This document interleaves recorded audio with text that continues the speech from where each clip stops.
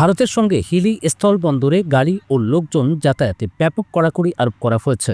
মালবাহী ট্রাক থেকে সব ধরনের যানবাহনের কাগজপত্র যাচাই বাছাই করা হচ্ছে খুব সতর্কভাবে। এই বাড়তি সতর্কতা নেওয়া হওয়ার কারণ ওসমান শরীফ হাদির উপর গুলি চালানো সন্ত্রাসীরা যেন ভারতে পালিয়ে যেতে না পারে।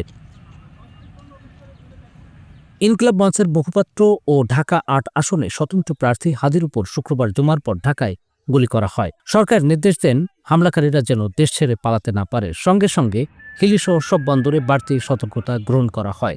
শনিবার হিলি বন্দর ও বন্দরের ইমিগ্রেশনে গিয়ে দেখা যায় উচ্চ সতর্কতার সঙ্গে সবার কাগজপত্র যাচাই বাছাই করা হচ্ছে। 4 গুণ শক্তিশালী এনজাইম ও অধিক ফেনা সমৃদ্ধ অরিক সিলভার ওয়াশ মাত্র 70 টাকায়। দিনাজপুরের হিলি সীমান্ত জুড়ে বিজিবি অ্যালার্ট রয়েছে। 13 ডিসেম্বর বিকালে জয়পুরহাট 20 বিজিবি থেকে এসব তথ্য জানানো হয়েছে।